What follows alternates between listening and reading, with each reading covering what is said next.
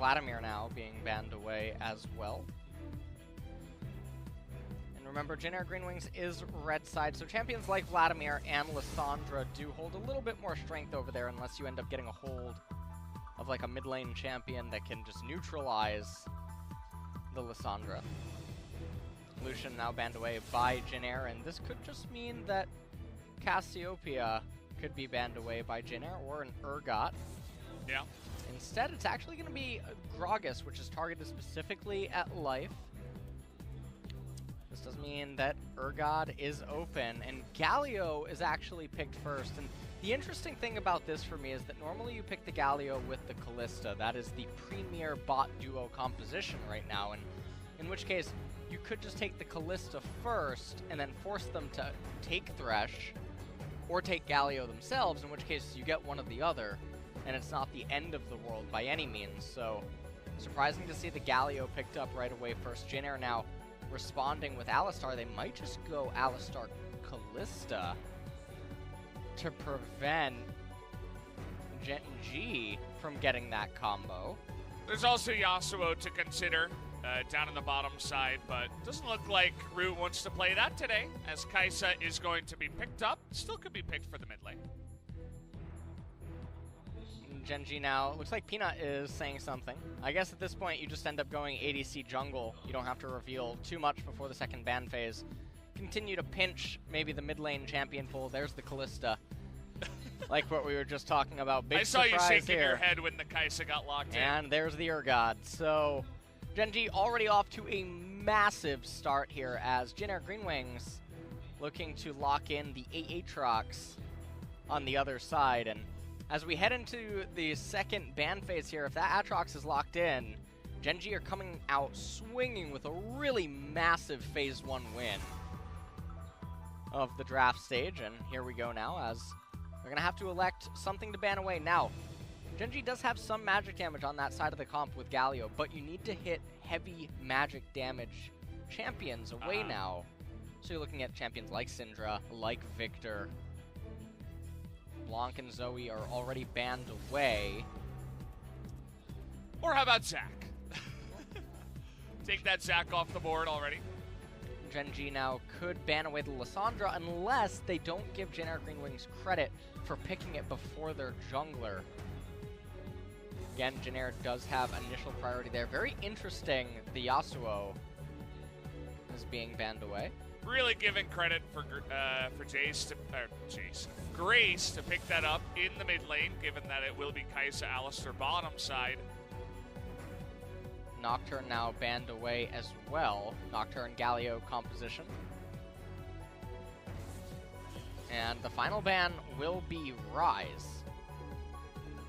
So I feel like at this point, unless Roach is ready to play Orianna, Lissandra doesn't really have any answers that are remaining outside of Syndra. Roach's match history, at least on OPGG, we don't know how long he's been made aware that, hey, you're playing mid. It would be very surprising to not just see him lock in. And if Xin Zhao gets locked in from Malrang here, Gen.G should actually just snap back with Lissandra, because then you basically propose them the same question and say, hey, you have an Aatrox, an Alistar, and a Xin Zhao. I guess all of those champions want to dive into us. Well, let me just freeze everyone really quick and then get away. Instead, Sylas does have a lot of good ultimate targets inside of the Aatrox and the Alistar and the Xin Zhao. And it's also a pick that Roach was playing a lot on the ladder. So it definitely fits in to what could be possible. Could also swap it around with QV, but we'll have to wait and see which lane that wants to go into. Roach could also just go on to something safe like an Urgot, and then Olaf picked up to go up against Xin Zhao. What?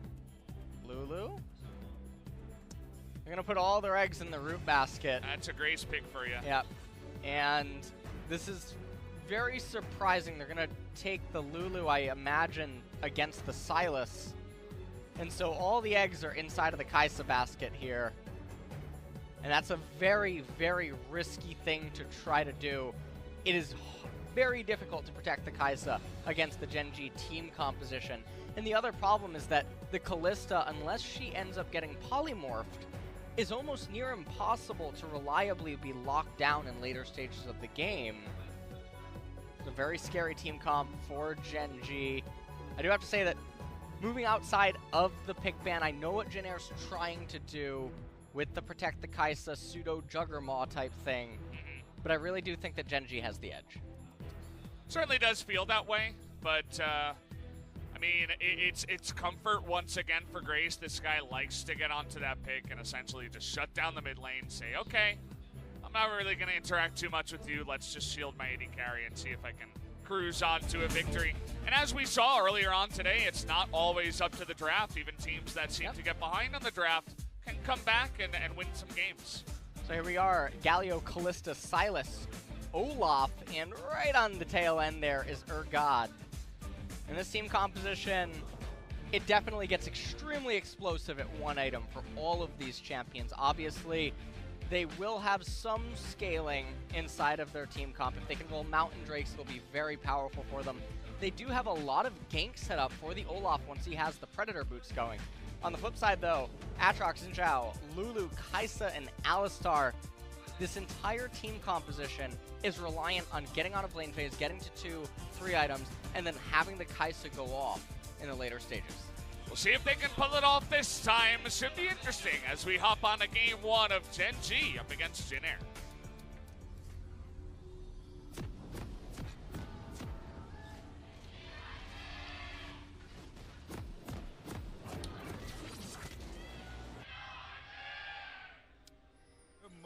Not the boldest or loudest cheer, but you got those hardcore fans still around for Jennaire, hanging in there. And, of course, Gen.G, squad that hasn't necessarily always had these particular players, but has a very colored history and has been around the block quite a bunch of times. So got to understand how they keep their fans in here. We'll see if they can turn it around in the second half of this spring.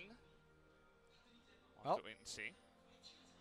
Ocean Drake is the first dragon rolled of the game. Not really that beneficial for either team composition. And Root letting them know that, hey, we know that you're here. And this is really surprising because with that kind of a forward aggressive ward, you would have thought that maybe Malrong and Linderong would just actually run down to the blue and then do an invade, because Lulu, because of the proximity of the incoming minion wave and then being naturally on red side, would be able to collapse first. That could have maybe been a very chaotic start, and instead, oh, Peanut gonna go for the Gromp as Malrong, oh boy, looks to make his way over immediately, so we're already gonna get some action. I mean, he's got the blasting plan too, and Peanut, as the Olaf, doesn't have that much health. He is gonna be able to smite to get on up there, but there's no blasting plans here. Will he go for that flash? He is just fighting for now up against Malrong, and actually they do back away as it seemed as if Light was going to get there first, so wasn't willing to continue on that tree. It looks like Malrong really underestimated the speed in which Peanut could clear both of the camps. And obviously there's quite a few things that can factor into this. Was Malrong's leash that good, and then how good was Peanut's? Because every little auto attack actually matters at that point. And so Peanut finding himself with a really big advantage early on. It's only 2.5 minutes into the game. He's already clearing the most valuable camps. Malrong, he's angry. He's had a rough split. He's going for a gank. Might have been able to find Peanut, maybe trade some flashes, but instead they want to get on top of this bottom lane. The taunt's going to get both, and Root getting super low. Means that this gank is going to be up to Malrong here. Already the heal going to be used, but the Hail of Blades is in after the charge. Ruler, though, going to be double flashed on, and there it is. First blood goes to the way of Malrong. Nice knock up there onto life as the cheers of the Jennaire fans finally coming through. So here's the thing here is Jennaire Green Wings, they get this gank off in bottom lane, but if you look at the CS, it's still relatively even on the AD carries, and Ruler does go down. But on the flip side, the gold that they just got in bottom lane, Olaf is getting ahead in camps. You have to factor that in because how committed that gank was. Wow, Grace able to live here. Roach, my friend. Not the best start to the mid lane debut. I believe this is his first time ever playing mid lane. Quote me on that just yet. We have this gank here once again. And you take a look at it one more time, and they get the cleanse out of the Kaisa, and you can see that Malrong able to come in here, waits until Ruler flashes in order to get that third knockup, and then eventually Ruler does end up going down. And through all of this, I do believe that they did end up capturing their cannon. Peanut opted not to go to the golems and then the Scuttle Crab after that follow-up and looked to try to get a kill onto Grace in mid, failed. And so that's actually really good for Malrong.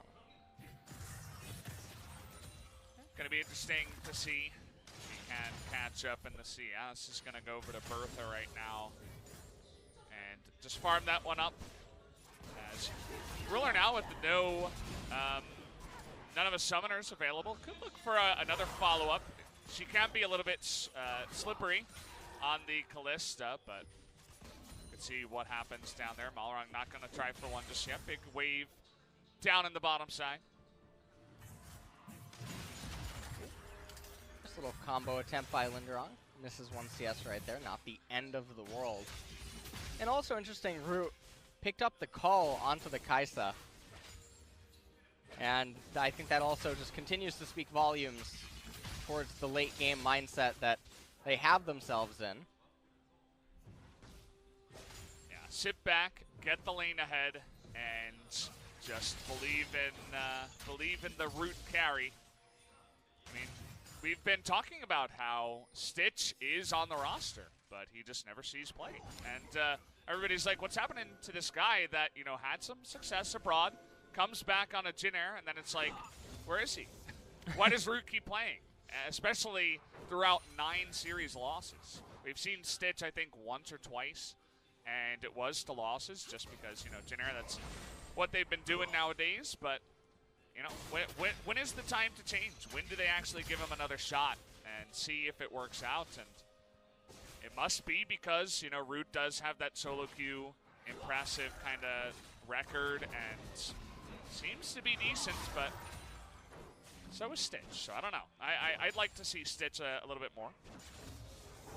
When you're Jin Air and you're moving into the second round robin and whatnot, like what you're saying, normally you would expect to see people trying different things out and seeing what they could get away with, or if anything would actually change all that much. But so far, I mean, they've been doing the same thing for several weeks now, and it is truthfully really surprising. So, right now, as the game does progress, the gold score at the top remains relatively even across the board. And with the first Drake being an Ocean, I mean, there's not really all that much reason for either team to commit to some sort of a fight or worry about teleport priority or anything like that. Just in for a very slow and stable game. I mean, we knew what we were getting ourselves into. No secret, of course, that Jin Air likes to play long games, and so does Gen.G. The last time these two teams went head-to-head, it went to Game 3 in a long series. Oh. So, no big surprises. Nova wants to put on his best Mata impression from the Caspa Cup. See if he can actually come up to the top lane at level 4. Looks like no, as Cuvée has a very good read on the situation. Managed to know that something is off. And so, Jin Air, they try to make a play happen. A little bit of credit to them just now, but in doing so, they do lose an Ocean Drake at 730. And even though I said it's not a very high priority Drake, it's not that valuable. Getting it at 730 can definitely help with lane sustain. Yeah, for sure, especially when the enemy team is just not even trying to fight you around that objective. You go in and you steal the blue and you notice nobody's around, which is part of the reason why Cuvé's like, hey, they might be going for me up on the top side, and he was exactly right. But it's also part of the reason why Gen.G is essentially just able to pick up a free Drake and have a bit of that sustain you were talking about. Can definitely help out against some of that Lulu poke in the mid lane, stuff like that. In regards to the Mountain Drake, both team comps obviously want it. Kaisa with that Ren, an ability to secure the Baron, is quite strong. So that should be one that would create a big fight. And speaking of a fight, trying to face check here, but again, it's Callista. So life going to be totally fine, even though 3 members were waiting for him.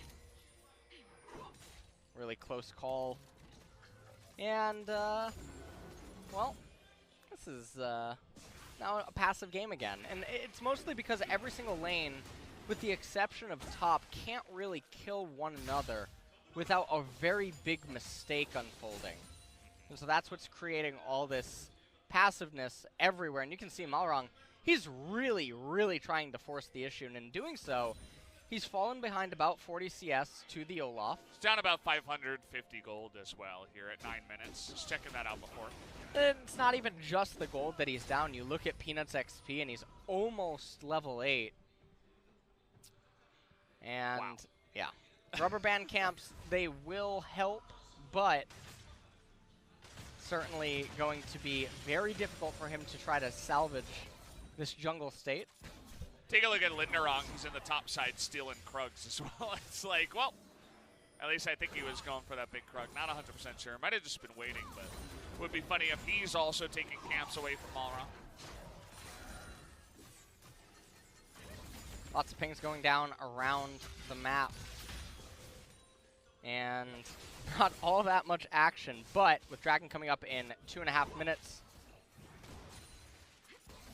we can hope that a team fight might end up unfolding. Neither top laner currently has teleport right now, although Urgot, with that ghost and the ignite, might definitely look to make something happen. He's looking for a fight, maybe some action. Speaking about fights in action, Captain Marvel comes out in about 2 weeks. Don't even start with the superhero movies. What does that mean? What does that mean? They're all exactly the same. That's what I mean. Yeah, they have like different plot lines and stuff. Or not plot lines, but like storylines and characters and abilities and stuff. But every single movie plays out the exact same way. And what way is that?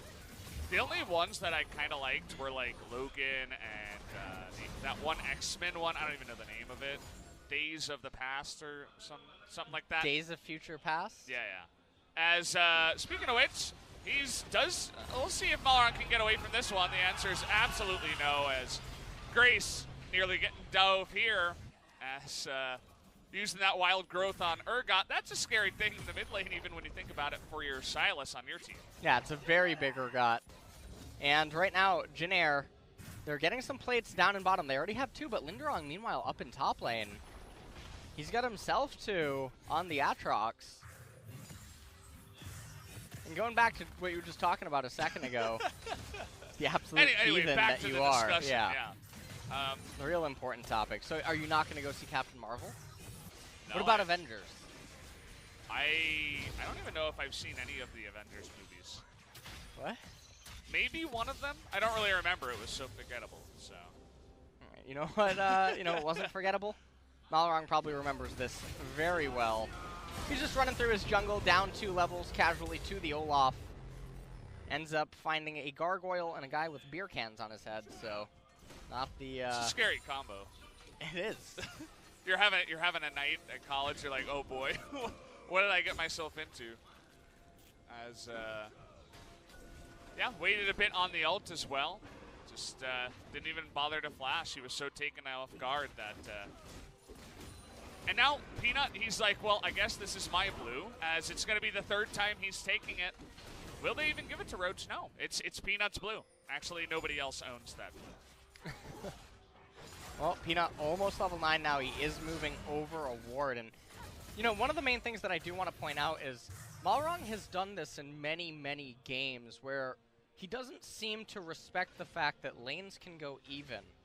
And he doesn't need to constantly be trying to force these plays, which is very solo queue-esque, and it's very difficult to pull off in a competitive environment where map hacks are basically able to be granted just by finding the enemy jungler once and counting his CS, but also the wards that are available. And in doing so, he forgoes farming on the off chance that opponents are going to make mistakes, and that's just not a very proper way to play at this kind of a level. And so, a lot of games where he falls very, very far behind in XP as well as gold, and it just makes it so difficult to recover from. And all that goes through my head is Camille's and Jinzhao's ganking after level 2 red in solo queue. And if that didn't work, they just didn't know what to do. Yeah. You're like, oh, I'll take this scuttle crab. Wait, no, it's already gone. Where do I go now? I guess I'll go kill the Gromp, and then you're like miles behind. Yeah, it's been a season of, do I get the first gank and then can I transition, or do I just do absolutely nothing in the game? For Malrong, as Jinner's actually making a play here up at the Rift Herald, partially because Linderong has been just pushing in that Urgot so consistently up in the top lane, so that will go the way of Jinner. They're not going to forget to pick this one up. Now, will Gen.G force a fight is the question. They're going in onto Linderong, and here comes Nova from behind, but not quite able to make anything happen here as Linderong and Malrong both flashing away. Now Malrong is in the death chamber, nowhere for him to go. Ingo's life en route, essentially all alone, is going to try to flash away. Does have that cleanse, but the Wild Growth comes in and saves his life. And actually, Gen.G does get pretty low, so they are not going to continue on the chase. That was a really clutch knockup by Nova, completely turning that on its head. Oh, yeah. Looked like a very close encounter with death. It almost really did look like Jinner might have just lost the game right there, because if multiple members go down, it's going to result in the mid lane turret falling, the loss of more jungle camps. And take another quick look at it again. Grace is doing his damnedest to try to hurt Peanut as much as possible. And then Roach, with that Aatrox ultimate, able to just run straight onto Malrong and Linderong and just throw him right away. He flashes over the wall, but not to the blasting plant. Ends up going down there shortly after. We didn't get the knockup. Yeah. Well, okay. Sometimes we like to cut the replay a little bit short, especially if the back room thinks that we are going to have some action nearby. And I suppose because Malrong was going top of the Rift Herald, they thought perhaps we would not want to miss that. But no plates, no Rift Heralds, no go. As, yeah, definitely agree with you, Nova, with the big time play. He tried to come from behind, and that definitely is one of these. Well, I'm going to hold that thought. As Peanut and Roach both coming to the top side, thinking about a dive. You can see Wild Growth on Roach here, so somebody's going to be real big.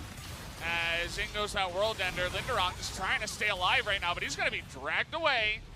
And they will go for that follow-up dive. Can Linderong get away? He does a nice amount of damage, but it's not enough. 1v3, successful dive happens, but elsewhere on the map, Jinner just gets 4 people into the mid lane, and they're pushing on into Tier 1. Yeah, and I do think that Jinner is actually making the better out of this trade. They're pushing on for 2 mid turrets. This lane's taken off, LS. And the Rift Herald, I do think, is going to get one more charge at least on mid. Not sure if... Okay, never mind. Silas gets there just in time. Bottom and top Tier 1s are taken down. But this does mean that without a real objective, Jinner, they're able to turtle much more defensively or closer to their own jungle camps. They don't have to go that far out onto the map. And the only downside, however, is that the top Tier 1 and bottom Tier 1 on the side of Gen.G are still alive, and that's going to prove to be quite a big thorn in Jinner's side. Although their team composition still hasn't fully come online yet, the one thing that they do have going for them is that Gen.G doesn't really have too much to do right now. Yeah, kind of just hanging out for a minute. Peanut's got to pick up his blue here, so they're going to go on into that. As it continues, I think this is the 4th blue that Peanut may be able to take away. Grace thinking that it's his, but I believe they'd be wrong as Peanut picks it up for the 4th time in a row. So happy Olaf with blue. I think that blue, I think he thinks that he can marry blue. That's what I think is going on here. He's had a little bit too much to drink. Just keeps taking it. But anyways, regardless of that, look at the XP difference still inside of the jungle is at 2 levels. And that's something that you really don't want to have happen right now, especially when Xin Zhao is supposed to be one of your primary peelers for the Kai'Sa. Yeah, I mean, you're going to need him to be in the front line and not just fall apart like a piece of paper, but he's nearly getting doubled in farm. We're not at a flame horizon in the jungle yet or anything like that, but we're getting close as Malrong thinking about a gank. Has Root nearby alongside Nova, but they will not continue it as a third Drake will go to the side of Gen.G. Kind of similar to the first Ocean Drake, where a lean from the side of Jin Air to the top side leaves the freed Ocean Drake to the side of Gen.G. So they pick up a second, and they're going to have an Infernal here in 5 minutes. And right now, looking to make a play up here on top, but life is here. Yeah. So you do not want to try to dive that Urgot, get exhausted, and then have a Galio land right on your face. So they're just going to back off. It's only a 2,000 gold lead here for Gen.G at the 20-minute mark. And realistically, you would have expected they should have been a little bit more ahead, especially because the jungler difference in this game. So Jin Air, they're not out of the game yet. They do still have the Kai'Sa scaling available. They can try to have the Lulu and Kai'Sa go off around the 3-4 item mark, but Gen.G should be in position to capitalize on the Infernal still once that ends up spawning. Yeah, and it definitely does feel like that will be their ticket to victory. Already in a really good spot right now in this game, but you pick up an Infernal and begin to threaten in that mid lane outer tier 1. Maybe force some kind of fight there, as things have been looking pretty decent for them in the lead right now, and I can't say I can complain too much about Roach's Sylas play so far. He's definitely been in the spotlight as he has replaced Fly for game number 1, and although he did miss a couple of knockups early on, he's still going strong and understands at least how to play the Sylas. Now at this point, just going to be a big war of vision control leading up to the Dragon. Coming up here in 3 minutes. Zanya's Hourglass will be the next item of choice for the Sylas, whereas the Guinsoo's Rage Blade on the side of Root gonna still be a little whiles away. The level differential across the board, there is a 1 XP gap in the bottom lane. Top lane, however, Linderong is ahead of Cuvée. And mid lane, Roach is now up a level over Grace. It may seem like something small, but just the extra stats separated over 5 champions can certainly just be that little bit extra to get you ahead in a team fight or in a one-on-one in a lane or something like that. And Linderong certainly has been one of the guys on the side of Jin Air that has been pretty consistently doing well, at least, you know, not going up to the top side and feeding or doing anything like that. So, you know, it's good to have him back on the Aatrox, even though he got dove as 3 members. Not necessarily his own fault all the time on that one. So, trying his best to carry on this nerfed Aatrox that is still in the LCK. Cuvée just trying to steal away the Krugs. Didn't actually see, did Grace just get that? Yeah, he did. Oh. He missed the cannon, but then he got the Krug. That's worth the net gain. Yeah, I mean, you know. He might have lost the cannon, but Cuvée lost the Krug, which he was committed Steals it away. to. Right. Yeah. You know what? XP was still a net positive. So, minute and a half now until the Infernal Drake. And interestingly enough, the Grace, he has the Oblivion Orb. I believe he's going to get the Morellonomicon. That is going to prove to be very effective. As you can see, there's no magic resistance on the side of Gen.G, which means that 5 tabby. 33 magic pen right now for Lulu. You can see here that Kalista has 35. So you do the math, Lulu's almost true damaging Kalista. And the same can actually be said, I think, for a couple other Gen.G members. Yeah, 47 for Even Urgot. Yeah. I do believe that Sylas is a little bit lower than Urgot. Galio, 40, but he does have that magic shield. Yeah. Alistair on Jin Air's team. Yep, Yeah. his teammates, so not trying to hit him. Can you imagine how different League would be if there was friendly fire? I mean, Ezreal would be the worst champion in the game. I know. Especially old Ezreal. You wouldn't use your W on your friends anymore. Karthus would be terrible. Yeah, that's true. Oh man. But I mean, that may be the worst champion in the game. Yeah, I mean, right? it's terrible. It's why it doesn't get picked here. LCK agrees that Karthus is terrible, right? We live in a timeline where LCK believes that Olaf is better than Karthus, so I'm still waiting to wake up and look to my right and see Leonardo DiCaprio still asleep in his seat. You know? That's what, that's what I'm waiting for. But you know what Gen.G Greenwings is waiting for is to capture this Infernal Drake. Ooh, Linderong sniped that one even after missing the second part of the queue. As Dinner not going to leave this one hanging. I mean, they are considering going in and playing for this one, but you're going up against a Kalista. And here we go. It goes Linderong straight in the back, but it is going to go the way of the Kalista as well. As the knockback goes on to Kyuvey, but they pull back that Galio. Look at this huge fear onto all the side of Gen.G. But can they do any more damage? They're just going to dunk them in the back line as down goes the rest of Jin.G. Not really doing much in that fight. Just Linderong trying to charge on through and force that one. But it did not come true, their wish tonight. As 7-1 is the score now in favor of Gen.G. I'm going to have to say that's probably going to be the end of the game. They can just go for the Baron right now. Kyuvey has teleport in case Linderong wants to get a little bit frisky. Yeah. But for the most part, yeah, we'll take a look at this. This is the greatest Leroy Jenkins impression I've ever seen. The Aatrox runs straight into the pit, and then just watch Root on the Kai'Sa. He's getting the movement speed from the Scuttle Crab, but chooses to activate his ultimate, still gets feared beyond death. Kiting doesn't really matter as Gen.G was just all over him, and they just couldn't get any value.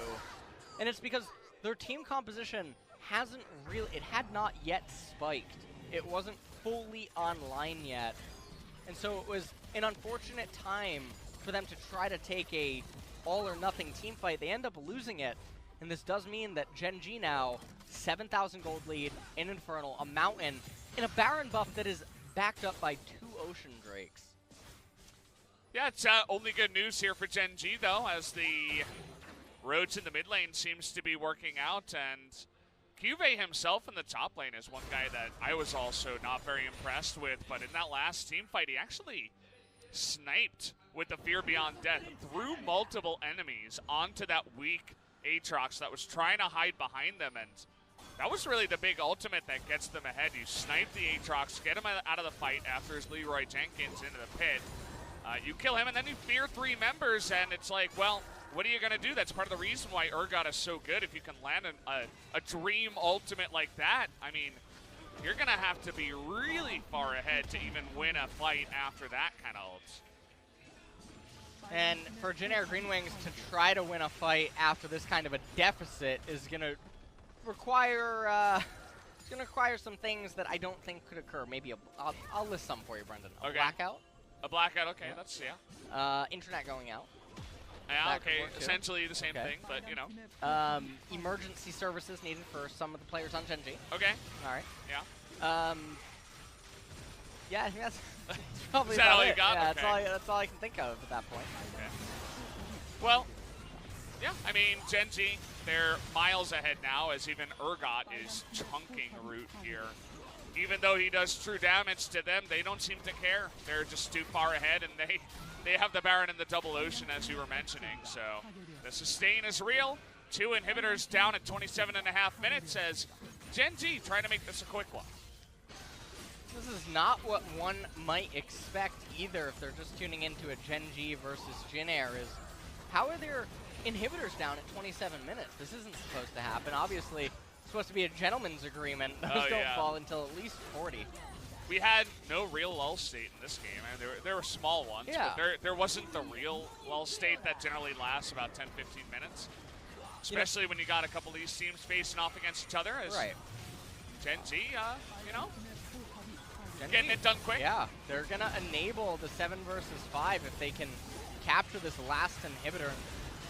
What I mean by that is 2 super minions now coming from every single lane. Well, Gen.G just going to fight for it as see you later, Alistair. Get the fear onto that Aatrox too, as the rest of Jin.G are just giving up on this one. Everybody's in the fountain, and that's going to do it in just about 28.5 minutes. Gen.G with Roach into the mid lane will find success and will take game number 1 up against Jin.G. And, well, Roach gets a win here on mid lane Silas. And Peanut looking very happy. Now they're zooming in on him. It's making me think that he's going to get the MVP. Because he did manage to run around the map and farm camps, while Malrong ran around the map and looked at lanes. Sure, I mean, it was a big jungle difference in this one. I mean, it was a massive jungle difference. It was 4 blue buffs in a row. Right. Stolen by Peanut, and that's just the beginning, right? That sounds like a big deal. It was only the beginning of the domination in the jungle. I mean, as a team, though, it's very difficult for me to say who is MVP in this game, because it just actually felt like Gen.G was a team this game. It didn't really feel like there was a standout performance. I mean, you can say that, oh, Peanut's getting this level lead and stuff, but at the same time, Malrong's letting it happen, and not really getting any support happening either. Right, nothing's really happening in any of the lanes. Everything was very passive, very slow, very stable. And then Gen.G as a unit come together, they win a team fight, they make plays happen, life up in top lane to protect the dive attempt at that one point.